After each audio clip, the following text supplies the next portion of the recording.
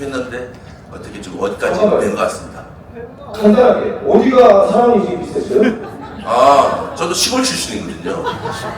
시골 출신이거든요. 이번에 잘못하면 또 뭐? 아니, 여기까지 하겠습니다. 알겠습니다. 또 하나 물어볼 게 있는데 네. 김건희 씨하고는 어떻게 된 거예요? 아, 우리 하자. 내가 아까 모양이 무대 그 저기 언니 요새 아프대 언니 아프대. 변호사님이 하면 나 소개할 때 어떻게 차 타고 오면서 무대에서 할 때 소개 어떻게 할까 고민하다가 이런 생각을 했어요.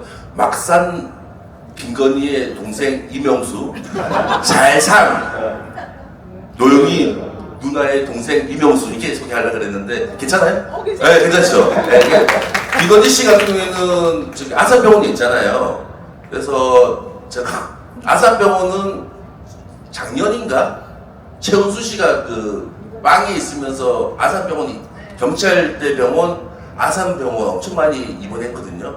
제가 아산병원은 최은수 때문에 취재 거기 그때도 뭐 저기 VIP 병동에 있었겠죠. 그래서 취재를 많이 했었는데 저 며칠 전에 가보니까 의사분들이 저를 이렇게 많이 알아봐요. 그래서 저한테 18층에 있습니다. 잘했습니다. 그 얘기 정도 하고 그 치대가 안 되겠다 해서 요즘은 뭐 대형 병원 가면 지하 상가에 그 식당 같은 거 많잖아요. 그래서 밥 한 끼 먹고 왔습니다 그냥. 아니 혼자. 네, 못 만났어요. 못 만났어요. 또뭐 궁금한 거? 대충 18층 거기 VIP실이 옥상으로 바로 올라갈 수가 있대요. 그래가지고 18층이라면 담배 피기가 좋다. 아니 그 저기 VIP 그 18층 스카이층에 그 식당 코너도 있어요. 거기까지 올라갈 수 있습니다. 근데 뭐 김건희가 저한테 찾아와야죠. 왜? 명수야 좀 어떻게 잘해봐. 저는 기다리고 있습니다. 네. 고맙습니다. 네. 이런 기자입니다. 아이고 힘들었는데. 자리 없으신 분 여기 그냥 아무 데나 앉으시면 돼요. 네. 붙어있는 앉으시면 되고요. 정기환 대표 잠깐 모시겠습니다. 네. 누가 한번 집이 가져가고 계신데 정기환 대표가 나오잖아요. 그래서 가운데 자리 모시겠습니다. 기자님 어때요? 아니 반갑습니다. 자리의 성격을 잘 모르고 직접 와가지고 원래 책만 사가지고 하면 되는 줄 알고 책은 10권을 샀어요. 대단하잖아요. 책을 사는 것도 중요한데 오늘 이 자리는 이 책에 없는 비하인드와 그 여러 인물들로부터 고통받는 사람들의 그 안타까움 이런 것들을 조금 얘기하는 자리가 된 것 같아요. 일단 정기환 대표는 그 명태균 씨와 관련해가지고 제일 처음에 그 사람을 수면 위로 끌어낸 사람이거든요. 저희 책에 보면 그런 내용이 앞에 적혀 있지 않습니까? 그래서 이 사람이 그 사람한테 잘 보이려고 엄청나게 노력을 많이 하고 전화도 많이 하고 밤에 잠도 못 자고 통화를 하면서 많은 걸 끌어냈는데 결국은 고소당했죠. 이걸 몇 년을 당하고 있죠. 네, 얘기 좀 해주세요. 우연의 일치네요. 내일 아침에 제가 사실 경남지방경찰청에 이제 조사를 받으러 갑니다. 명태균이 이제 뭐 허위사실 뭐 유포 뭐 이런 거죠. 가는데 그 세 가지라고 하는데 기억은 두 가지가 나는데 첫 번째는 본인이 2등을 1등으로 여론 조작을 해줄 수 있다라고 하는 것을 국회의원으로부터 제가 직접 듣고 그 이야기를 했던 건 하나고, 두 번째는 2022년이죠. 3월 9일 날 취임식 날 김포공항에서 의전 차량이 나옵니다. 그거를 이제 타고 본인 배우자는 오지 않았고 아이들을 데리고 그 취임식장에 가거든요. 그걸 이제 본인 자랑삼아 주위에 얘기를 많이 한 거예요. 그분으로부터 이제 들었던 이야기를 방송에서 했는데 그 정도로 이제 김건희와 가까웠다고 했는데 이제 그것도 허위 사실이다. 뭐 하나 더 있던데 뭐 그거는 뭐 기억이 잘 나지 않습니다. 실제로 이 사람이 인간적 관계를 끝을 내려고 하는 순간부터 저는 전화를 한 번도 하지 않았습니다. 최소한 이 사람이 공익 제보자로 그래도 좀 국민들에게 진실을 알릴 수 있는 기회가 있으면, 실제로 제가 이제 모금 방송 이런 것도 여러분 잘 모르시지만 스픽스는 개인한테 이렇게 후원금을 받지 않기 때문에 특정하기 어려운 분들이 있으면 모금 방송 이런 것들을 숨어서 한 번씩 이렇게 잘 합니다. 여러분 잘 모르실 수도 있고 또 지원을 해 주셨을 수도 있는데, 워낙 생계가 어렵다고 하니까 부인하고도 일단 막내딸 있지 않습니까? 황금이가 어렵고 힘들고 하니까 맨날 뭐 단전단수되고 전기세를 못 낸다고 하니까 모금을 해서 일단 사람이 먹고는 살아야 된다. 최소한의 생계 유지는 해야 되니까 각자 생각이 좀 다르더라도 이런 정도는 우리가 좀 하고 그 다음에 어디까지 밝힐지는 본인의 의사에 따라 가면 되는 거 아니냐라고 해서 제가 설득을 사실은 부인인 이성은 씨 아마 이 방송을 보고 있을 겁니다. 라이브로 지금 중계가 되고 있더라고요. 예, 라이브 중계가 지금 이제 되고 있던 뭐 있습니다. 파생방송 구독 좋아요도 제가 부탁 좀 드리고요. 파생방송에서 지금 이제 그래서 이제 전화를 여러 번 하고 어떤 경우에는 부인인 이성은 씨가 전화 와서 밤에 1시간, 1시간 반씩 통화하면서 이제 얼마나 본인이 고통스럽고 어려운지 남들로부터 오해받는 거 충분히 저는 대화가 된다고 생각했는데 어느 날 명태균이 이제 생각을 바꿨던 거예요. 그러니까 도움이 안 된다는 것 첫 번째 하나. 두 번째, 그래도 안 되겠다. 그래도 안 되겠다 생각했겠죠. 근데 거기에 많은 분들과 통화를 하고 이렇게 진행했더라고요. 근데 이제 지금 이제 당하고 있죠. 뭐 당하는 것인지 아니면 저희들이 한 것에 대한 책임을 지는 것인지 모르지만 어쨌든 뭐 고발을 해서 고소를 했으니까 조사를 받아야 되지 않습니까? 이제 그런 상황이어서 이제 한편으로는 매우 안타깝다. 한편으로는 야 이거 어떻게 해야 돼? 그럼 명태균하고 내가 정말로 전면전을 한번 해볼까? 지금까지 가지고 있는 취재 내용이나 본인이 했던 말에 대해서 미공개분도 많이 있을 거 아닙니까 제가. 근데 이제 그런 부분은 아직 판단을 못하겠어요. 전쟁을 한다 만다는 아니지만 지금 현재 제 마음속에 크게 자리 잡고 있는 것은 안타깝다. 어떻게 됐든 윤석열을 무너뜨리는 명태균 역할이 매우 컸다. 그것이 부정이든 긍정이든. 그리고 강혜경 여사가 갖고 있던 이혼 전력이나 이런 걸 가지고 하는 것은 거의 파렴치 수준으로 지금 공격하고 있어요. 파렴치 수준. 어떻게 해서 이혼을 할 수도 있고 안 할 수도 있고 뭐 그런 건데 그리고 그 지금 현재 결혼해서 살고 있는 사람에 대해서 뭐 표현하는 것도 보면 이거 매우 폭력적으로 지금 언론 플레이를 하고 있어요. 이것은 이제 용서가 되지 않을 정도로 가고 있는데 사실은 어제도 강희경 국장이나 김태엽 소장과 인터뷰를 하려고 했다가 연기를 하자고 요청이 왔습니다. 이유는 그런 것이었죠. 워낙 말도 안 되는 공격을 너무 많이 하니까 여기에서 맞불을 하면 명태균 페이스에 말릴 수 있다. 그래서 특검에 가서 지금 모든 것을 다 밝혀서 정말로 본인이 저질렀던 것에 대해서는 목숨을 걸고서라도 책임을 다 묻겠다라고 이제 공익제보자 두 사람은 지금 결의를 다지고 있는 상황이다. 뭐 요 정도는 제가 좀 말씀을 드리겠습니다. 원래 제가 재미가 없군요. 제가 말을 하시면 저희 백설은요 이렇게 진지한 걸 더 좋아해요. 고생 너무 많으셨고. 스피스가 아직 못 크는 이유가 재미가 없어요. 아니 얼마나 높고 몇 평만이. 네. 일단 또 모실 때가 되면 모실 테니까 우리 전 대표님도 박수로 다시 자리로 안내하겠습니다. 선임의 여러분들한테 듣지 못한 이야기는 그래도 하나 하고 들어가야 되지 않습니까? 네. 주진우 요즘 히트치고 있죠. 제가 좋아하는 주진우 기자 말고 해운대 갑지역구 있는 주진우 기자가 할아버지부터 돈을 뭐 이렇게 주진우 검사하지 않습니까? 언론의 양심을 걸고 그 아버지가 검사 시절에 했던 행태, 그 아버지가 검사 시절에 그 당시에는 부산동부지청이라는 곳이 해운대가 개발되기 전입니다. 약간 부산지검에 떨어져 있던 거기는 공안과 특수를 같이 수사를 담당했던 검사였습니다. 그 사람이 그 당시에 실제로 어떤 행태, 행실로 검사 생활을 했던지에 대해서 이거를 밝혀야 하느냐 말아야 하느냐를 가지고 굉장히 고민을 많이 하고 있습니다. 단순히 근데 사생활을 영역일 수 있지 않습니까? 그런데 지금 엊그제 민주당에서 터져 나왔습니다. 그 당시에 교사들이 그 쉽게 얘기하면 간첩으로 몰려가 국가보안법으로 이렇게 처벌받는 장면에 주도했고 재심에서 무죄가 됐지 않습니까? 그러면 그 사람이 그 당시에 아마 나이가 92년 정도 됩니다. 한 32년, 3년 전에 검사 생활할 때 어떤 행태를 보였던지, 어디 가서 술을 누구하고 먹었고, 어떻게 접대를 받았으며, 그리고 본인이 그거를 어떤 식으로 자랑하고 다녔던지, 혹시 이 방송을 주진우 변호사 또는 주진우 의원이 보고 있으면, 진짜 그것까지 까야 될 만큼 이 사안이 심각하다면 깔 수도 있다.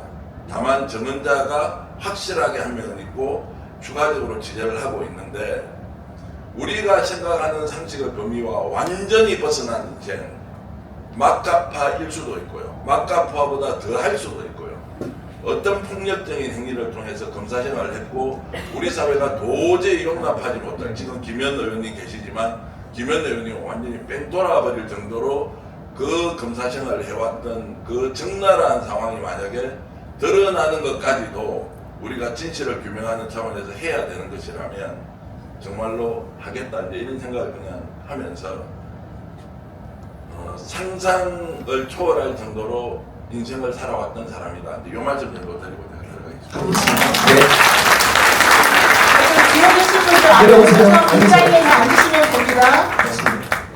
근데 정기환 대표가 말씀하신 거는 여기에 지금 평균 나이가 40대 초반이잖아요.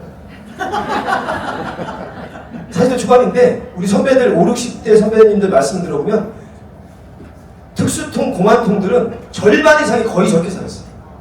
일부가 아니에요. 그 말씀만 더 드리겠습니다. 네. 자, 다시 앉고 셋이 이렇게 가깝게. 근데 뭐 이렇게 빵빵한 이명수 기자나 정기환 대표님, 또 추미애 의원님하고 김현 의원님이 좋은 말씀 다 해주셔서, 그리고 책에는 다 나오는데 처음에 책 누가 예작을 했어요? 아, 우리 안준걸. 역시 준걸 형이. 일어나 네. 보십시오. 예. 네. 제가 사실은 저는 책 얘기를 싫어했는데 안준걸 하백님이 저한테 캐리커처를 몇 개를 그려가지고 보내주시면서 꼭 책을 내자고 제안을 해주셨어요. 그래서 제가 저분한테 엮여가지고 고생해서 안준걸. 아니 사실은 이 기록, 이 책을 만화로, 풀 만화로 제가 제안을 했었어요. 네. 풀 만화로 해서. 근데 시간이, 만화를 제작하려면 좀 시간이 많이 걸리잖아요. 그래가지고 아, 이거는 너무 오래 걸린다. 그래서 빨리 또 대선도 있고 뭐 이러니까 좀 빨리 좀 찍어야 되겠다 해가지고, 그러면 내가 캔커처하고 중간중간 사파 뭐 이렇게 해서 그리면 어떻게 했냐, 그렇게 해가지고 저도 사실 엮였습니다. 네, 상호간에 엮였다 그러는데, 네네. 그럼 우리 안 작가님한테도 약간의 개런티가. 그럼요, 당연히 저는. 본인 많이 팔릴 거예요. 네네. 좋아요. 네네. 안준걸 작가님 우리가 기억합시다, 여러분. 박수 보내주시고. 이게 10권 이상 사신 분들은 제가 캔커처를 선물로 하라고 이게 공표를 했습니다. 아이고. 네네네. 10권 이상 그리시면. 그러니까 성함하고 이름하고 네. 전번하고를 좀 주셔야지. 네, 그쪽에 저 출판사로 연락하시면 그거 바로 이렇게 캔커처 그려서 선물로 드릴 겁니다. 아유, 네. 그리고 개인적으로 만약에 캔커처 진짜 받고 싶다 그러면 내일 도서전에 저 12시부터 2시까지 무료 캐리커처를 제가 시연합니다. 저기 그 도서전에서 코엑스에서. 네네네. 감사합니다. 네, 저희 노영희 변호사님이 변호사셔서 법을 전공했을 거라고 다들 생각하잖아요. 근데 심리학을 전공을 하셨더라고요. 네. 근데 심리학 전공하는 어떻게 변호사가 되셨어요? 그러니까 질문이 있었습니다. 이게 질문이에요. 뭐 그냥 먹고 살다 보니까 그냥 이렇게 저렇게 하게 된 건데, 저는 이렇게 인생이 그냥 흘러가는 대로 좀 가는 것 같아요. 제가 뭘 막 하려고 했다기보다도 어떻게 하다가 스트림동에 살게 됐는데 거기 부동산 아저씨가 야, 너 공부하면 잘하겠다 이래가지고 헌민영 공부해봐라 이래가지고 이제 시작을 하게 된, 사실은 그게 직접적인 계기였고, 그 전에는 뭐 이렇게까지 내가 꼭 해야 될 필요가 있나 이런 생각 많이 했는데, 박사 하다가 어차피 이제 박사 한다고 제가 교수 되는 것도 아니고 박사 논문 쓰려니까 너무 힘들기도 하고, 그래서 여러 가지 고민하고 있는 와중에 우리 부동산 공인 중개사 아저씨가 이거 괜찮다. 너 태학관에 가봐라. 태학관에 가면 엄청나게 싸게 돈을 주고도 학원에 가서 공부하면 잘 된다더라. 태학관이라고 있습니다. 네, 뭐 이런 데에서. 네, 그래가지고 그냥 하기 시작을 하게 됐는데 어떻게 운빨이 좋아가지고 여기까지 잘 오게 된 것 같아요. 이럴 때가 제일 재수없어. 남들은 그 당시에는 산업시험인데 어떻게 그걸 운빨이. 남들은 구수하잖아요. 구수. 근데 지금 이제 잠깐 말씀을 드리고 싶은 게 있어서 사실은 이 자리에 앉았는데요. 그 명태균 씨에 대해서 좀 한마디를 하고 싶어요. 솔직히 말하면 저는 명태균 씨가 어떻게 보면 참 불쌍한 사람이다라고 생각을 해요. 그 명태균 씨, 강혜경 씨, 김태환 씨 사실은 다 비슷비슷한 그런 특징들이 있습니다. 만약에 제가 명태균이라고 한다면 저도 솔직히 그렇게 했었을 것 같아요. 왜냐하면 그 정치하는 사람들 제가 많이 만나봤는데, 물론 김현영이나 추미애 장관님 같은 분들은 좀 다르더라고요. 저분들은 말이 좀 안 통하더라고요. 얘기를 해보면 자기들이 생각하고 있는 이 확고한 가치관이 있어가지고 그거에 맞춰서 본인들이 그 추구하는 방향으로 가요. 근데 대부분의 정치인들은 그러지가 않더라고요. 예컨대 지금 주진우 의원 같은 경우도 솔직히 그분이 나는 왜 갑자기 정치인이 됐는지 잘 모르겠는데 예컨대 그분이 뭐 송도에 있는 켄트 대학에서 석사를 했네 안 했네 이거 가지고도 지금 문제가 좀 되더라고요. 근데 그분이 그동안 얘기한 거에 따르면은 본인은 그런 거짓말할 사람이 전혀 아닌데 어쨌든 그런 식으로 지금 뭔가 이렇게 좀 꿍꿍하고 이상한 것들이 되게 많은데 그런 사람들이 정치인들이 되게 많더라. 근데 명태균 같은 사람은 말을 되게 많이 하고 그리고 뭔가 좀 번뜩번뜩 한 번씩 하는 그런 게 있고 또 순발력이 좋고 되게 똑똑한 면이 있어요. 말을 듣다 보면 옛날에 그 이야기꾼들 말하는 것처럼 정말 그 말에 빨려 들어가는 재미가 있어요. 근데 말을 듣다 보면 근데 결국은 그 말이 무슨 말인지 하나도 못 알아들어. 진짜 그래요. 제가 그분을 여러 번 많이 만나봤지만 말을 듣다 보면 자기 말밖에 안 하고 남의 말에 대한 대답을 절대 안 하거든요. 그러다 보니까 주진우 기자와 같이 그렇게 정말 이 베테랑 기자도 계속 그 사람한테 끌려가게 되고 이명식 같은 사람도 결국 이제 그렇게 되는 거예요. 근데 기본적으로 그 사람이 왜 그런 상황에서 이 정치인들하고 엮여가지고 여기까지 왔을까?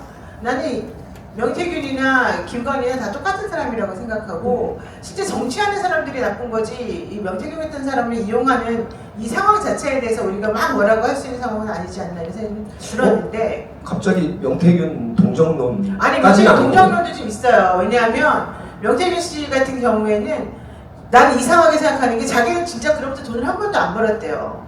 사람들에게 그 수많은 사람들에게 컨설팅 해주고 그리고 그 머리가 진짜 좋다고 생각하는 게 여론조사 같은 걸 이상한 방식으로 막 풀어내잖아요.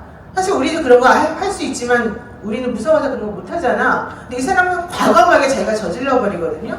그래도 그냥 나중에 가서는 그럼 그에 대한 보상이 있어야 되는데 왜 했냐 그러면 자기는 그냥 그게 좋았다고 얘기를 해요. 그 가장 대표적인 인물이 김진태 강원도지사 같은 사람이에요. 그 사람을 막 도와줬거든요. 근데 현실적으로 그 사람은 강원도지사가 됐지만 결국 자기는 부인당하잖아요. 그런 식으로 자기는 그래도 가서 밥 한 끼 얻어먹으면 좋지 이렇게 말해. 난 사실 그거 다 거짓말이라고 생각해요. 그 사람이 그렇게 정말로 한 번도 아무것도 안 받고 그냥 오로지 그 사람을 도와주기 위해서 그런 일을 했을까? 그럼 그 사람이 하고 싶었던 것은 뭘까? 그 사람은 아마도 자기를 인정받고 싶었던 게 아닌가. 그러니까 그 사람 말이 맞다면 근데 그렇지 않다면 그 사람은 돈을 어딘가에 숨겨놨겠지. 그냥 우리가 돈도 안 받고 정말 아무 이유 없이 해주진 않았을 거잖아요. 그래서 그런 것들을 보게 되면 이 사람은 거짓말이 정말 자기 자신을 완전히 포섭해버린 상황인 건지 아니면 진짜로 그 사람이 이렇게 순진한 사람인 건지 그 부분을 제가 좀 정확히 아직 판단을 못했는데 그러면서 지금도 박범계 의원에 대해서 그 페이스북에다 썼죠. 박범계 의원이 뭐 자기의 뭐 은인이라고. 근데 그전에는 또 박범계 의원 욕을 막 바가지라는 걸 내가 또 들었거든. 그러니까 이 사람은 이랬다 저랬다 자충우돌이죠, 사실. 상황대로 달라지는 거예요. 그래서 이 사람은 기본 자기가 살기 위해서 결국은 이런 마음도 들고 저런 마음도 들고 이런 상황에서 어떻게 해야 될지를 몰라가지고 헤매는구나. 이 사람이 사실은 자기가 혼자 일을 다 했지만 결국 그 열매는 누가 다 따먹었어? 이준석 같은 사람이 따먹은 거고 홍준표 같은 사람이 다 먹은 거잖아요. 그 본인은 왜 그러고 살았냐? 아무런 대답이 없어요. 그런데다가 이번에 그 보석으로 풀려나고 난 다음에 그 청와대에 가서 사람들한테 다 그렇게 얘기를 했대요. 나 이제 다시 들어갈 일 없고 나는 이제 검찰로부터 좀 많이 자유로워졌고 실질적으로 난 다시 한번 재기해서 할 수 있다. 너네들 이제 다 죽었어. 이런 취지로 다들 말들을 하고 다닌다는 거예요. 그러니까 김태열 소장 공익제보자 있잖아요. 그런 분들이 나한테 계속 얘기를 해주는 거예요. 정말 자기는 못 살겠다, 힘들다. 이 사람이 아직까지 이렇게 나와가지고 사람들에게 자기의 건재함을 과시하면서 지금 우리 상황하고 아주 다른 얘기를 한다. 왜 이 사람에 대해서 그러면 민주당이나 사람들이 뭔가 제대로 하지를 못하냐 이런 얘기를 하거든요. 그래서 이제 그런 걸 보면서 대한민국의 정치 브로커라는 게 어떻게 살아남느냐. 그 정치 브로커를 이용하는 정치인들이 있으니까 살아남는 거고 결국은 그것들은 전부 다 지금 현재까지 정신을 못 차린 그쪽에 있는 국회의원들이 이 사람을 이렇게 계속해서 자양분을 먹여가면서 키우고 있는 거 아닌가 이런 생각이 들어서 그 부분을 저는 조금 여러분들한테 꼭 알려주고 싶었고 우리가 그 부분에 대해서 조금 진지하게 토론하는 자리를 좀 가졌으면 좋겠다는 생각이 들었어요. 네. 지금 정기환 대표 같은 경우한테도 얼마나 이걸 바가지로 하는지 정말 듣다 보면 내가 너무 이해가 안 가는데 맨날 하는 말이 허위사실 유포라는데 무슨 허위사실 유포를 도대체 했다는 건지 이해할 수가 없는 분이 많아요. 약간 그건 허언증 같기도 하고. 아, 당연히 있고요, 그거는. 플리즘 같은 예. 것도 있는 것 같아요. 사자가 들어간 인물이고 그리고 더티한 정치 브로커라는 게 가장 간명한. 근데 걸린다 내일. 괜찮아요. 저도 뭐 한두 번 걸린 게 아닙니다. 그 정도. 아, 그래요? 걱정하지 말고. 저는 그런 말 안 했어요. 핵심적인 말씀을 다 하셔서 네. 법조인이시라 지금 이제 넘어왔고 한 3주 동안 한 게 지난 3년보다 더 잘했다는 게 상식적인 국민들의 아주 속 시원한 판단인데 네, 지금 검찰개혁의 중심에 딱 서서 지금 중수청을 만드네 이렇게 가고 있어요. 네. 근데 어떤 분은 또 그래요. 저희 내부에 있는 분들도 공수처가 수사권과 기소권이 있잖아요. 그죠? 기소권은 없죠. 아니, 일부가 있는 걸로 알고 있는데 네.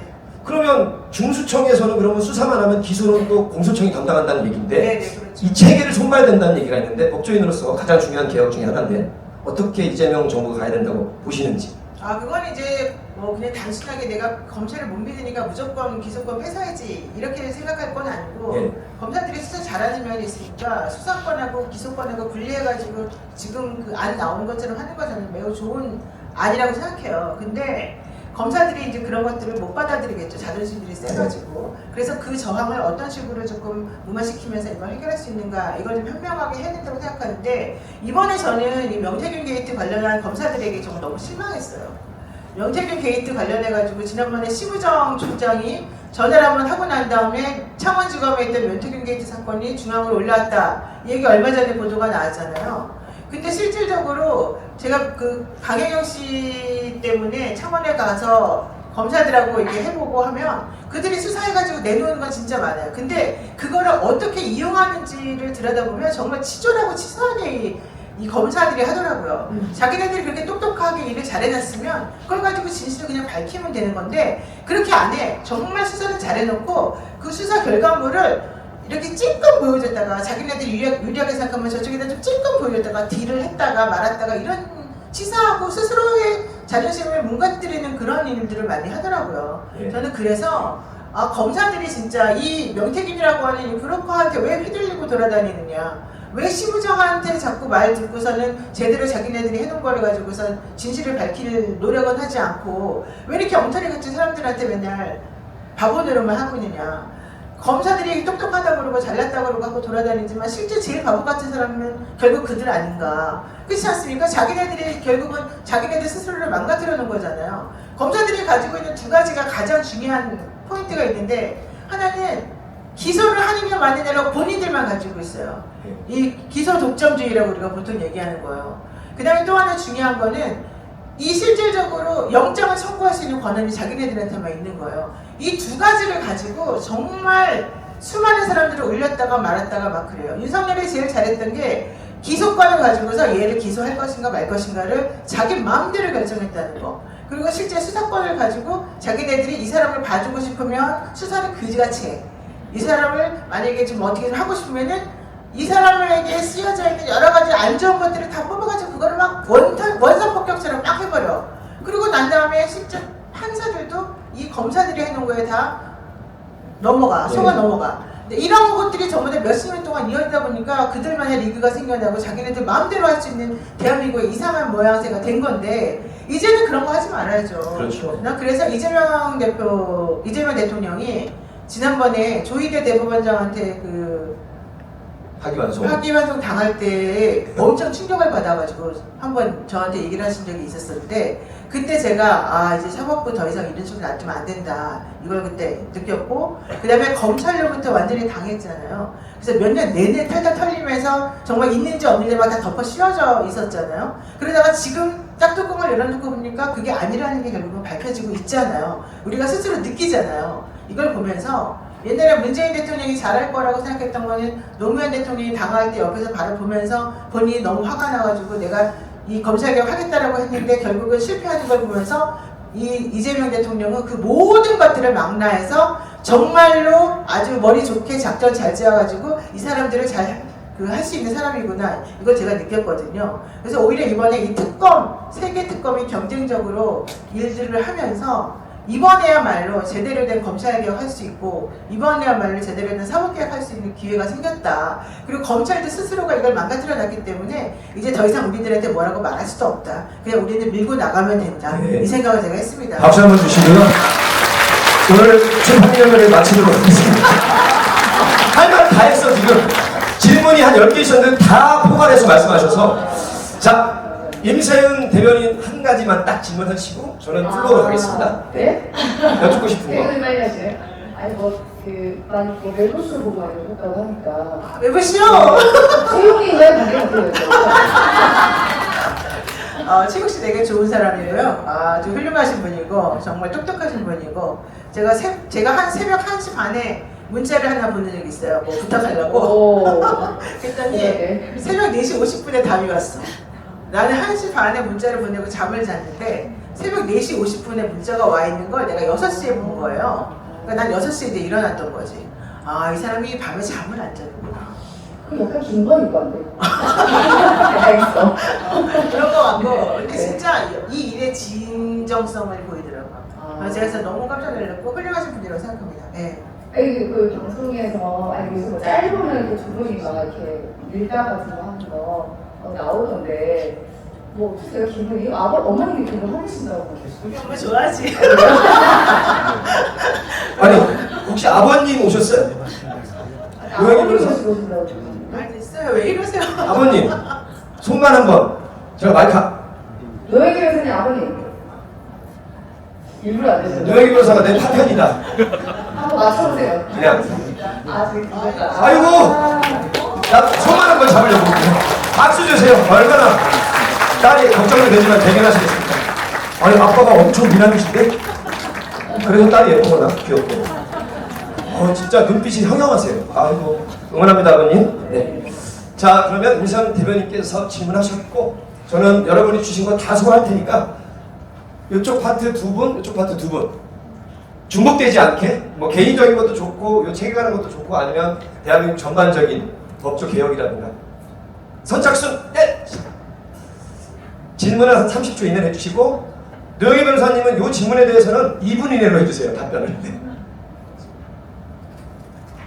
네, 안녕하세요. 저는 박유영 변호사고요. 덕성여대 후배 김정윤 변호사님 따라서 왔습니다. 네, 변호사님은 저를 모르지만 저는 매일 변호사님을 뵙고 있어서 너무 친근한 느낌이고 제가 만약에 사건이 생긴다면 맡기고 싶은 변호사이십니다. 고맙습니다. 네. 그래서 방금 검찰 개혁에 대해서 말씀해 주셨는데 그럼 법원부, 아까 사법부 개혁에 대해서는 어떤 생각을 갖고 계신지 궁금합니다. 네?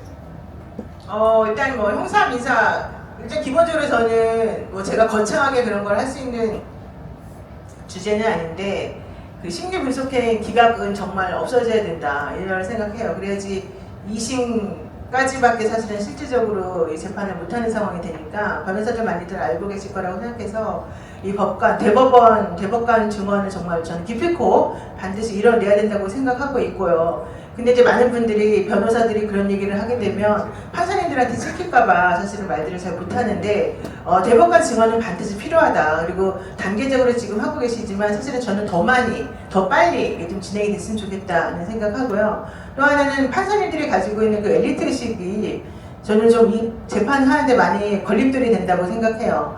실제 판사님들은 좀 어려운 생활을 안 해보셔서 그런지 모르겠지만 정말 그 소액 사건이라든가 중약 사건이라든가 이 사람들이 좀 아주 세련되지 못하게 계약을 체결해가지고 뭐 어떤 일이 벌어지게 되면 그 상황에 대한 설명을 우리가 아무리 해도 이해를 못해요. 우리가 설명을 막 해줘도 사실은 그게 저 사람들이 어떻게 그런 일이 벌어질 수 있지? 나같이 똑똑한 사람 입장에서는 저렇게 멍청한 사람들의 말을 이해할 수가 없어. 저 사람들은 바보야. 이렇게 생각하는 게 막 느껴져요.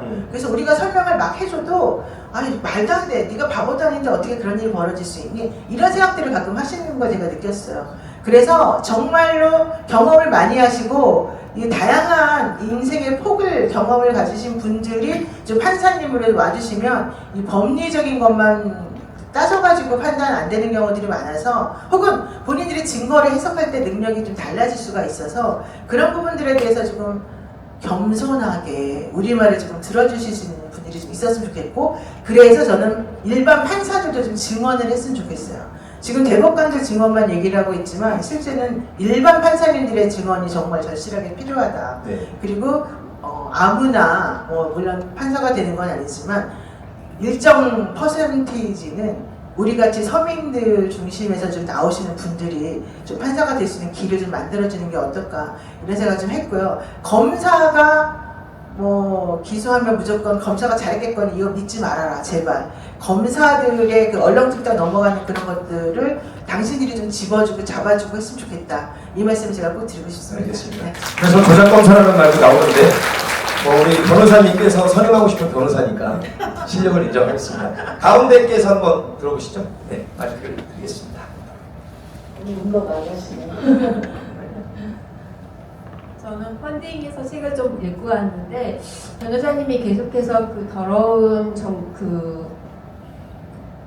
명태균의 저 게이트를 얘기하시면서 이런 브로커가 사실 민주준영에도 없지는 않다고 언급을 하셨고 이런 일이 다시 반복되지 않기 위해서 이런 기록을 남기신다고 했는데 저는 읽으면서 의문점이 우리 시민이 그런 그 뒤에서 벌어지는 것들을 우리가 직접 어떻게 알 수가 있고 그걸 어떻게 막아낼 수 있을까 그런 구체적인 대안이 좀 있으신가 생각이 좀 궁금했어요. 네, 고맙습니다.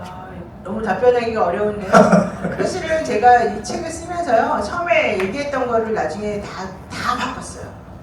처음에 썼던 것들은 진짜 적나라하게 썼었는데 나중에 이거 나가면은 너도 나도 나를 고소하겠더라고요. 그래서 내가 사실 그거 바꾸느라고 2주가 더 걸렸어요. 그래서 적어놓은 거하고 녹음해놓은 거하고 실제 책 나온 거가 달라요. 그래서 내가 사실 여기 앉아가지고 이런 말할 자격이 없어요. 너무 미안한 마음이 좀 들 정도로 실제 제가 들은 거 그냥 실제 확인한 내용은 더 처절하고 더 지저분하더라고요. 근데 그 얘기를 내가 사실은 차마 책에 쓸 수가 없어서 되게 순화시킨 게 이 버전이다.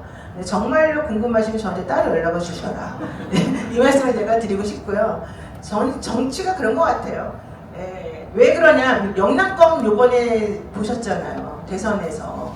혹은 영남권에 있는 정치인들, 자기네들은 수도권에 있는 국민의힘 사람이랑 틀리다고 생각해요. 무슨 짓을 해도 거기 있는 사람들은 나를 뽑아주니까 나는 이 사람들하고만 하면 된다. 근데 그게 호남에도 저는 있다고 들었어요. 그러니까 정치하는 사람들은 다 어디나 똑같다는 얘기인 것 같아요. 그래서 제가 호남 쪽에도 얘기를 들어보면 사실은 제가 호남 쪽은 그렇게 많이는 못 들었고 명태균 같은 사람을 드러내고 보지는 못했지만 명태균 주변에 있는 사람들이 저한테 설명을 해주면서 변호사님 민주당은 안 그럴 것 같아요. 내가 민주당 거 까볼까요? 이런 얘기를 이제 저한테 많이 하더라고요. 그래서 사실은 저는 이제 그쪽 얘기를 많이 들었고 그래서 그럴 수 있겠거니라고 저는 생각을 했어요. 그런데 그걸 제가 지금 여기서 이제 말씀을 드릴 수는 없는데 이게 뭐냐면 그냥 오로지 지역색만 혹은 오로지 네가 남이냐 이러면서 우리끼리는 무조건 서로 끌어주고 밀어주고 도와주자 이런 생각을 가지고 있다면 이런 정치 브로커하고 자기네들끼리 끼리끼리 해먹는 이 문화는 없어지지 않는다. 오히려 총선이나 이런 거 필요 없이 거기서 경선에서 누가 되느냐가 사실은 제일 중요한 결론이다. 이런 말들을 우리가 다 하잖아요. 그래서 새로 정말로 그 사람이 이제 어떤 정책을 가지고 우리들에게 비전을 제시하는 그런 사람인지 아닌지를 똑똑하게 좀 보고 그런 사람들을 밀어줘야 된다라고 생각해서 그런 사람들하고 손을 잡는 그런 사람들의 정치를 좀 밀어내주는 그런 걸 해야지 그냥 이 동네에서 인사 잘하고 돌아다녔으니까 얼굴 많이 봤으니까 이런 걸 하면은 저는 그들하고 똑같다고 봐요. 우리도.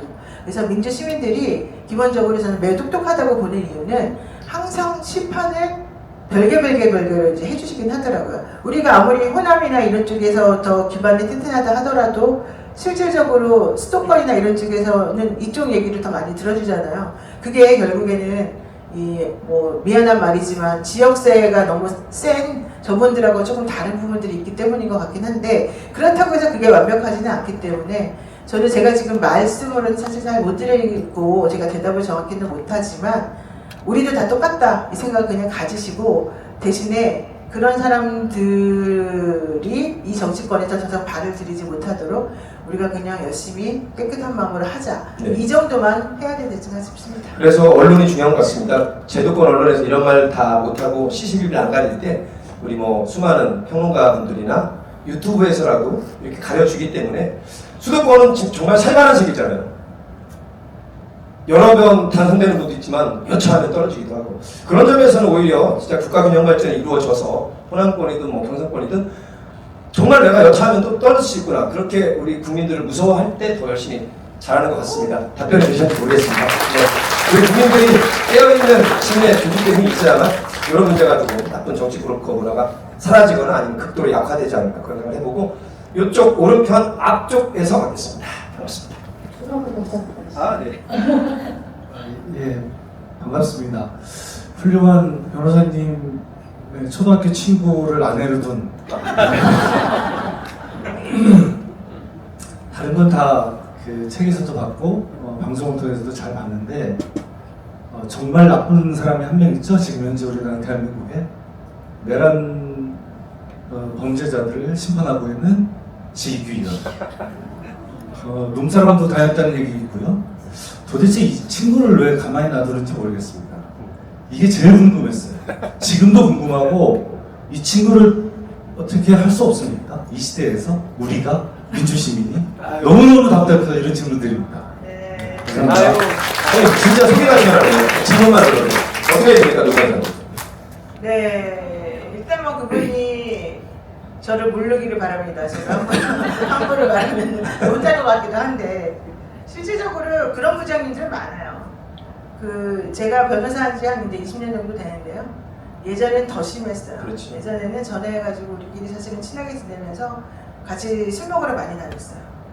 그리고 진짜로 야 어디다가 나 여기 좀 잘 다니는데 네 이름 대고 먹어도 되냐? 이런 사람들이 진짜 있었어요. 근데 그거는 그냥 예를 들면 저하고 임세훈 정도 간의 사이에서는 벌어지지 않는 일이에요. 저하고 엄청 가까운 사람들 사이에서 벌어진 일이고 엄청 가까운 사람들끼리 그 동맹이 있어요. 그런데 그 동맹을 맺은 사람들이 전부 다 큰 로펌에 가 있어요. 그래서 큰 로펌에 가 있는 사람들 중에 특히 대법관을 중심으로 해서 그물망들이 되게 쳐져 있어요. 그 사람들은 대법원까지 올라가는 게 사실은 그들의 목표예요. 한 10년 정도 지나면 부장되고 뭐 되고 이거는 루틴이잖아요. 근데 그러고 난 다음에 거기서 끝나고 싶지 않으니까 더 위로 올라가고 싶어 하거든요. 근데 그 올라가고 싶을 때 그 자리들을 연결시켜주는 사람들이 바로 조이대라든가 이런 사람들 간에 이 그물망이 쳐져 있는 자기네들 라인이고 거기까지 올라가고 싶어 하는 사람들은 이미 손을 더 잡고 새벽 2시가 돼도 전화하고 새벽 3시가 돼도 전화하고 오늘 술 먹으면서 얘기하면서 자기네끼리 하고 있는 게 되게 많아요. 그러다 보니까 정말 우리가 이해성이 이상한 판결이 나는 거는 나는 대부분은 그런 경우 있겠구나라고 그냥 생각하고 우리가 넘어가는 경우가 많았는데 지기현 부장의 구속 취소 같은 경우는 사실 그런지 안 그런지 모르겠지만 그냥 가능성은 저는 있어 보이더라고요. 실제 그 분들이 예전에 그런 행동을 했었을 가능성도 사실은 전혀 배제할 수는 없는 것 같아요. 그래서 결국 그런 문제들이 이제 발생하지 않도록 하는 것은 진짜 투명하고 깨끗하게 이런 일이 벌어지지 않도록 여러분들 같이 이렇게 지금 자꾸 이걸 공론화시키는 부분이 이제 있으면 정말 조심하거든요. 그런 부분이 필요하고 대법관이 되거나 그 승진하는 그 케이스에 이 라인이나 이 네트워킹이 안 되도록 하는 게 중요하고 근데 지금 좀 걱정되는 건 있죠. 요즘에 판사들이 되게 옛날에는 그냥 판사 딱 가버리고 이제 끝이었는데 이제는 변호사 했다가 판사 가잖아요. 근데 변호사 했다 판사 갈 때 누구를 뽑아야 대부분? 김앤장이 진짜 잘 뽑혀요. 그리고 뭐 태평양 잘 뽑히고 세종 잘 뽑히고 이번에 특검 보도요 태평양 2명이나 뽑혔어. 김앤장도 뽑히고 그 라인들을 어떻게 할 수가 없는 거예요. 그러니까 변호사 10년 하고 난 사람들 중에 판사 뽑는다고 그랬는데 나랑 같이 근무했던 김앤장의 애들이 이제 잔뜩 들어와. 그러면 이 사람이 와가지고 내가 판사가 됐어요. 근데 밑에 보니까 사건을 하러 왔는데 이 사람들이 지금 보니까 김앤장 사람이 와서 하네? 저 사람 내가 아는 사람인데? 이러면 여러분들 같은 경우 어떻게 하겠어요? 눈 딱 감고 쟤네랑 아무 관계 없으니까 나 무조건 안 해줘? 이게 과연 될까요? 어려워요 사실은. 그래서 그런 것들에 대해서 평가하고 실제 그들이 내린 판결이 이상한지 안 이상한지를 우리가 판단할 수 있어야 돼요.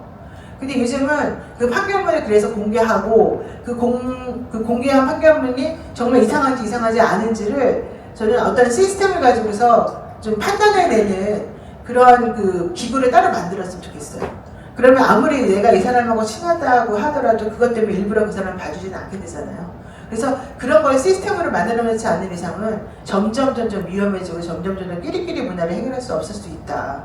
그래서 저는 이번에 이재명 대통령에게 국정운영위에서 이제 앞으로 사법개혁 할 텐데 사법개혁 하려는 사람들에게 그런 것들을 얘기를 하고 싶어요. 판결을 분석해보고 그 다음에 검찰의 이 기소처분이나 불기소처분을 분석해서 이게 잘했는지 잘 안 됐는지 이런 것들을 확인할 수 있는 시스템을 구조적으로 만들어 놓자. 그리고 그것만 열심히 하는 그런 사람들을 조금 우리가 양성하자.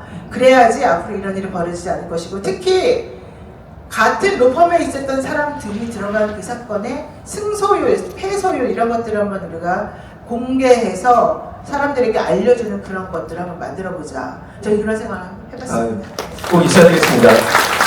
검사, 판사 비평하고 검증하는 옴부즈만 같은 네, 것이 네, 반드시 네, 있어야만, 반드시 필요하다. 그러다가 일거에 해소되지 않겠지만 그래도 지금보다는 훨씬 나아지겠죠. 네, 조금씩 나아진 것 같습니다. 지기현 판사가 되게 의식을 많이 해요. 대중의 시선을. 그래서 제가 하루에 한 번씩 지기현 이름 외치고 얼마나 한 번씩 보고 잊지 말아야 되는. 그러니까 얼마나 잡곡이겠어. 네. 자, 후반부로 왔습니다. 이쪽 파트에서 질문 있으신 분? 여긴 다 이해하시는구나. 저쪽. 마이크 조금만 들어주시죠. 알겠습니다. 안녕하세요. 저는 엊그저께 문재인 대통령님이 김병숙 여사랑 책 전시회에 나오신 걸 봤는데 굉장히 많이 늙으신 것 같아요. 몇 년 사이에. 그리고 지금도 그 집 앞에 그 극우 세력들이 가서 소음이 너무 심해서 그 뜰에 나와서 편히 뭘 할 수가 없다고 하는데, 지금 이재명 대통령께서 소추된 그 사건이 그 5년 뒤로 미루어진 거잖아요. 그러면 그 뒤에 문재인 대통령님도 재임 기간에 나중에 문제될 거리를 만들지 않기 위해서 굉장히 많이 노력을 하셨고, 그래서 마음대로 뭘 하지 못했다는 얘기를 전해 들은 경우도 있고, 그리고 이재명 대통령님이 나중에 퇴임하고 나서 지금 이루어진 그 재판들 때문에 또 문제가 되고, 또 보복이라든지 사법개혁에 대한 앙심 같은 걸 가진 사람들에 의해서 뭐가 될까봐 사실 미리 겁이 나요. 그래서 조금 전에 얘기해 주신 그 사법개혁을 위한 옴부즈만이나 이런 것들도 도움이 되겠지만, 그 일반 시민들이 어떻게 그걸 지켜보고 보호해 줄 수 있는지, 아니면 같이 힘이 돼서, 그건 우리 자신을 보호하는 일일 수도 있으니까 그런 부분들에 대해서 우리한테 조언을 해주실 부분이 있으면 한마디 듣고 싶습니다. 네, 정말 중요한 말씀하신 것 같고요. 박수 한번 주시겠습니다. 문재인 대통령이 되게 답답했지 않습니까? 대통령 재임 시절에 자기가 가진 권한의 10분의 1도 제대로 사용하지 못하고. 제가 답답했던 게 아니라 자제하는 겁니다. 정확히 해주시려고. 네, 그러니까 저 말씀이 딱 맞는데, 제가 왜 그런지 확인을 해봤더니 진짜 지금 좀 전에 말씀하신 그분처럼 내가 나중에 또 어떤 식으로 보복당할지 모른다, 이 생각이 되게 컸던 것 같아요. 물론 인사도 좀 못하셨기 때문에 그런 부분도 좀 있는 것 같긴 한데, 자기 마음대로 이게 손발이 안 움직여지는 그런 점도 있었고, 근데 어쨌든 간에 나중에 이제 문제가 생길 수도 있기 때문에 되게 조심해서 살았던 거더라고요. 근데 이재명 대통령은 그렇게 조심해서 살 것 같지는 않지만, 그렇죠? 네, 그렇게 그런 성격도 아닌 것 같고. 이재명 대통령한테 제가 한번 물어본 적이 있었는데, 이거 나중에 또 분명히 보복 들어올 거고, 이 재판 나중에, 지금이 잠깐 멈췄지만 나중에 저 사람들 또 분명히 난리 칠 거다, 이거 어떻게 되냐, 그렇게 물어봤는데 걱정을 안 하더라고요. 진짜 그거는 그쵸? 본인이 걱정을 잘 안 하시고, 왜냐면 본인이 떳떳하다고 생각하시기 때문에 결국은 진실은 밝혀질 거다라는 그런 생각을 갖고 계셔서, 위험하다 이분. 위험한 사람 좋아해. 왜 아직도 이렇게 정의를 믿는가, 그렇게 당해놓고도 이렇게 순진한가, 이 생각을 좀 했는데, 그럼에도 불구하고 이재명 대통령은 내가 믿는 그 정의대로 사실은 살아봤더니 정말 되더라, 이거를 이제 학습을 하신 것 같아요. 그래서 많이 걱정은 안 하시는데, 그분이 믿는 정의와는 별개로 우리들이 해야 될 거는, 그래서 이 정권이 5년 동안 정말 이분이 잘했다면 정권을 넘겨주면 안 된다. 이 생각을 제가 첫 번째 했어요. 왜냐면 정권을 넘겨주면 아무리 이분이 잘했다 하더라도 분명히 보복들하고 난리를 칠 거니까. 솔직히 이재명 대통령을 악마화시킨 이유도 절대 이재명만은 안 된다고 한 이유가 이재명이 되면 너무 잘하게 뻔했고 그다음에 이재명한테 그동안 그들이 한 게 있었기 때문에 본인들이 어떻게 될지 몰라서 겁이 나서 그랬다는 얘기가 있지 않습니까? 그래서 저는 이재명 대통령이 정의를 믿는 것과 별개로 우리들은 절대 정권을 다시 넘겨주지 않도록, 물론 전제 조건은 잘한다는 전제하에, 그렇지 않습니까? 그래서 저는 그것들을 우리가 이제 해야 될 거다라고 생각을 하고 있고요. 두 번째로는 이 법을 좀 바꿔야 될 것 같아요. 아까 말한 대로 기소, 독점주의, 뭐 검찰 자기네 마음대로 막 없는 죄도 만들어내고 이러다 보니까 사실은 증인들도 막 자기네들이 협박하고 뭐하고 해가지고 자꾸 D라고 쳐가지고 사실은 우리들이 고비고비마다 보게 되면 원래는 그런 진술이 아니었는데 갑자기 어느 날을 계기로 해가지고 진술이 바뀌고 그 다음에 말이 달라지고 해가지고 갑자기 이 사람이 막 나쁜 사람이 되어 있고 막 이러지 않습니까?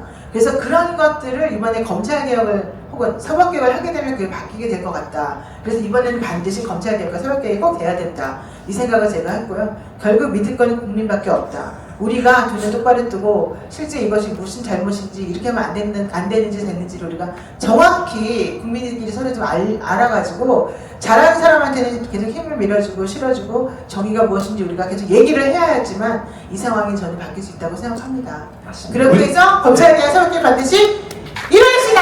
아유. 근데 우리는 맨날 왜 이렇게 깨어있어야 되는 거야? 너무 힘들어요. 너무 힘들어. 시간이 너무 출판 기념회 왔는데도 이렇게 깨어있잖아, 이거. 내란봉조금의 해차. 이야, 진짜 사랑합니다, 존경합니다. 이렇게 우리의 청소년들 포함해서 깨어있는 시민들이 있으니까 좀 고생을 했습니다만. 자, 여러분의 고견을 여쭤보도록 하겠습니다. 이제 그만해야 되는 거 아니에요? 이제 3시 20분이니까 한 3시 40분까지 하겠습니다. 100분짜리 저기니까. 농담이 아니고 진짜예요. 네. 진짜로 답변해 주셔야 돼요. 임모 씨께서 노영희 변호사님, 최욱 선생님과는 결혼하는지요? 두 분이 사랑하는 것 같아요. 아 진짜 큰 거예요. 최근에 총력이 있어요, 아직. 그대로입니다. 그대로. 빨리 짧게 답변. 네, 제가 최욱 씨한테 물어보고 대답해 드리겠습니다. 뇌물실로 보여가겠습니다. 제가 화요일날 나가니까 화요일날 그 보시면서 질문해 주시면 제가 대답을 해드리겠습니다. 먼저 결혼해서 한번 해봤어요. 네? 저기 미혼 같아도 네. 집 사람들이 있어. 자, 방송 출연하시느라 변호사 업무 언제예요? 아 진짜 저 바빠요. 어제도 새벽 3시에 잤는데 진짜 제가 개인 생활이 없고요. 맨날 일하고 어제 세종 갔다 왔어요. 사건 하느라고. 세종 갔다 와가지고 상담하고 방송 2개 하고 그리고 또 저녁에 일하고 이랬는데 진짜 시간이 별로 없는데 그래도 다행스러운 거는 승소율이 높습니다. 오늘의 핵심 주제. 진짜 승소율이 높은데 또 안타까운 게 있어요. 승소를 하잖아요. 그리고 성공보수를 받아야 되잖아요. 그리고 우리 의뢰인들하고 성공보수를 이제 논의를 하면 제가 한 반 정도는 많이 깎아주거든요. 그러고 나면은 그분하고 그 다음 사건 하기가 싫어져. 그래서 사건을 안 해. 그래서 다른 분들하고 해야 돼요. 예. 승소한다고 마음 받으면 안 됩니다. 농담이고요. 열심히 합니다. 네. 노 변호사님 평소에 굉장히 바쁘신데요. 집안일까지 완벽하다면 이건 배신이야 배신. 완벽하지 말란 말이야. 그렇게 집안일 완벽하신가요? 아니에요. 집안일이 완벽하지 않습니다. 네, 제가 청소 잘 못하고요. 제가 밥은 좀 잘합니다. 요리는 좀 하는데 청소는 잘 못해서 네, 반찬 같은 거 만들 때 조미료 많이 때려놓고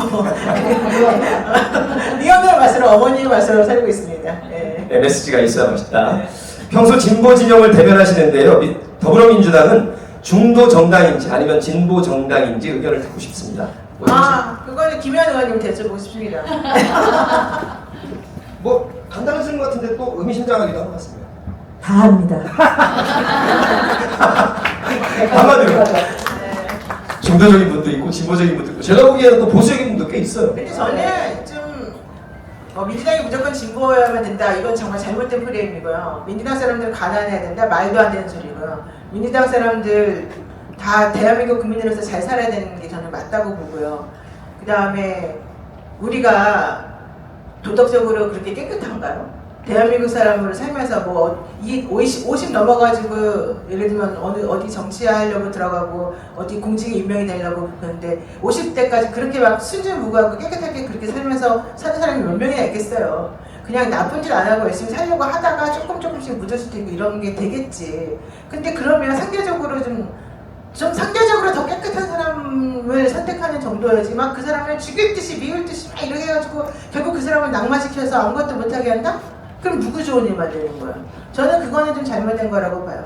저는 그냥 나쁜 사람도 아니고 착한 사람도 아니고 보통의 사람으로서 보통의 그냥 남한테 폐 안 끼치고 사는 정도로만 일을 했으면 그 정도는 그리고 그 사람이 그 일을 하는 데 있어서 그게 결정적인 하자가 아니라고 한다면 그건 우리들도 조금 봐줘야 되는 거 아닌가. 너무 민주당 사람들한테만 혹은 진보인 사람들에게만 도덕적이고 청렴하고 이런 것들을 요구하는 건 저는 반대다. 예, 그래서 그렇게 스스로를 올가매지 않았으면 좋겠습니다. 네, 이분들한테 도움이 안 되죠.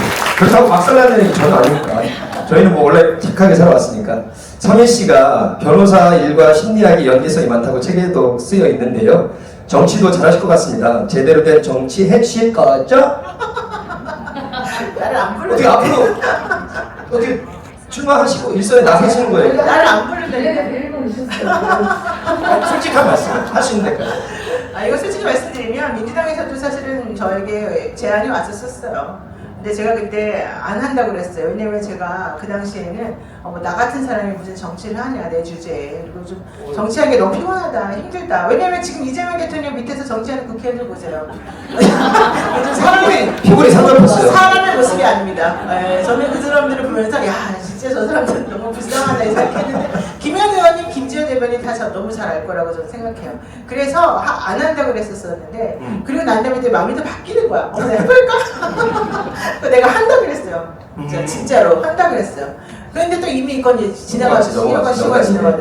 그러니까 이런 식이에요. 제가 왔다리 갔다리 같아요. 그래서 이런 성격이 과연 정치할 수 있을까 좀 고민이긴 합니다. 앞으로 아직 지켜보겠습니다. 시간 많이 있어요. 네, 맞습니다. 안 진걸과 안 준걸의 공통점이 있구나. 네. 맞아요. 말씀을 적으시네요. 네.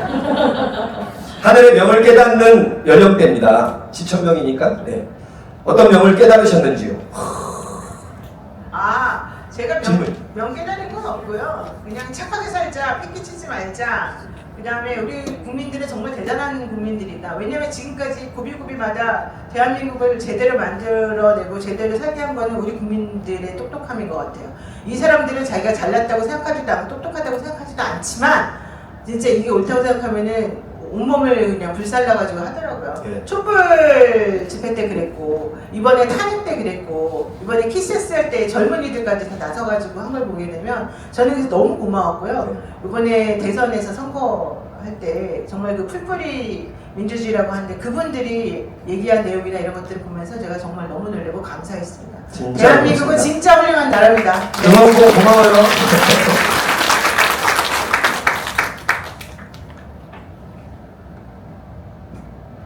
이번에 비상계엄과 탄핵으로 정치에 관심을 갖게 되는 50대 아줌마입니다.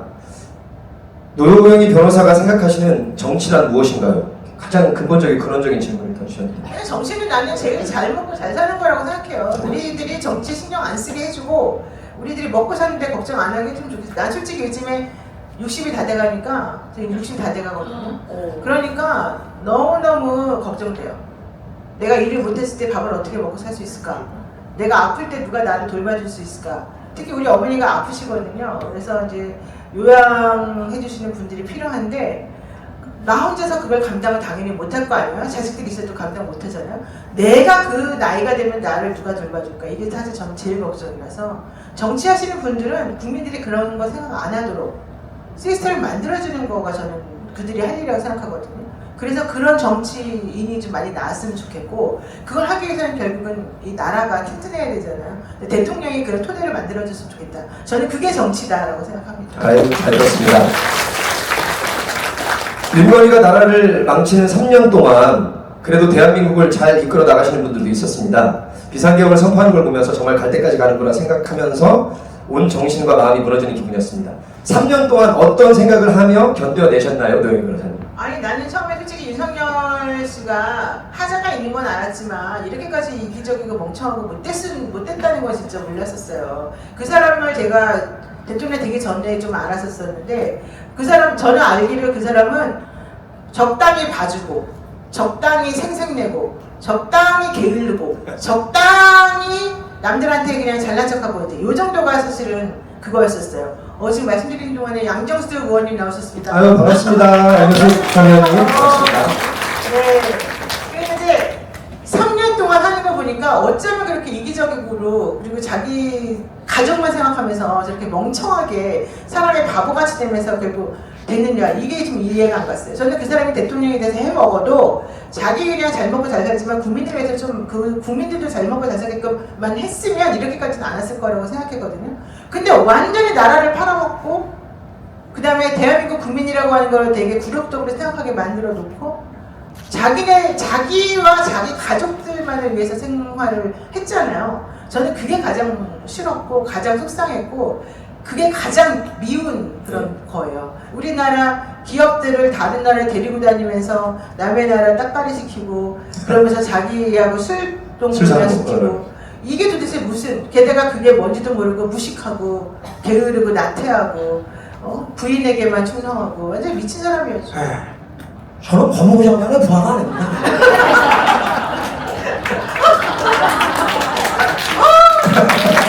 내가 하는 게 정말 즐겁다. 윤석열은 잘 안 하는데. 진짜로 윤석열이 그 기업 총수를 데리고 다니는 술은 뭐 진짜. 모 회장님은 엘리베이터에서 토했다. 그렇지. 네. 인간도 아닙니다. 가장 저질적이고 사악하고 멍청한 자였어. 진짜 잘 먹었어요. 3대 특징 중에서 가장 기대하는 특검 죄송합니다. 아이고 나도 이제 내보내. 필체가 휘갈고 있었습니다. 3대 특검 중에 가장 기대하는 특검 해주시고 특검부라면 어떻게 하실 거예요? 저는 조은석 특검이 사실은 가장 기대가 되고요. 김건희 특검은 생각보다는 잘 안 나올 가능성이 있다 이렇게 생각을 해요. 네, 조은석 특검은 내란 관련해가지고 정말 잘 잡아낼 것 같은데 그렇게 하면은 사실은 이제 김건희라고 하는 사람이 개인적으로 구속이 돼서 뭔가 이제 해야 되잖아요. 근데 김건희는 가십성으로 지금 나와 있는 것들이 너무 많고 그거를 법률적으로 엮어가지고 뭔가 하기가 사실은 그렇게 아주 쉬운 건들은 사실은 아니에요. 왜냐하면 본인이 어떤 직을 가지고 뭔가 행동한 게 아니고 실제 예를 들면 원희룡 장관이 국토부 장관이었으면 국토부 장관을 움직여서 자기에게 유리하게끔 만들었기 때문에 그게 문제가 되려면 국토부 장관이 실제 어떤 잘못을 저질렀다는 게 정확하게 이게 나와줘야 되거든요. 그래서 그거 하기가 한 바퀴가 더 돌아야 돼서 사실은 좀 어려워요. 그래서 제가 봤을 때는 윤석열, 내란 이 특검이 제일 성과가 좋을 것 같아요. 그거라도 단죄를 확실히 하면 네, 사실 그럼 김건희가 뭐 주범이라 할지라도 네. 일반 타진하는 거니까. 그리고 최일령 특검이 뭐 당연히 잘 될 많이 나와 있습니까? 결국 그 특검이 3개가 모이면 그거 하나로 기각일 것 같아요. 윤석열 특검을. 알겠습니다. 다 하겠습니다. 이거 뭐예요? 노영희 변호사 너무 예쁘세요. 여기까지 와서 이래야겠니? 지적이고 상큼하고 발랄하세요. 우기에게 너무 아까워요. 뭐야? 이거 뭐야? 잠깐 보시는 동안에 이제 양정수 의원님 말씀 잠깐만. 네, 응원해 주세요. 네, 하겠습니다. 또 여성 법조인 출신이시라서. 네. 네, 안녕하세요. 저는 양정수 변호사입니다. 21대에 국회의원이었습니다.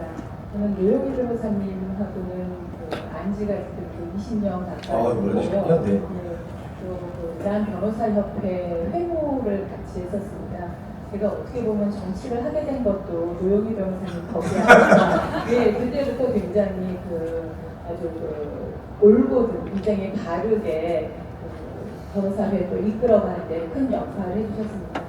이제 나라가 완전히 북쪽으로 나서 앞으로 지금 전진을 하지 못하고 있는데 지금 민간 기업, 국민들은 너무 잘하고 계십니다. 근데 정치인들만 정말 잘하면 될 것 같은데요. 노영희 변호사님이 이 노영희 변호사의 이 기록, 여기서 정치인들이 앞으로 나아갈 바를 잘 제시를 해주신 것 같습니다. 오늘 출판기념일 진심으로 축하드리고요. 또 오늘이 하지입니다. 낮이 가장 긴 날입니다. 여기 참석하신 분들 햇빛처럼 앞으로 더 반짝반짝한 날들 계속 빛나는 날을 맞이하시기 바랍니다. 고맙습니다. 아유, 네, 하셨고요.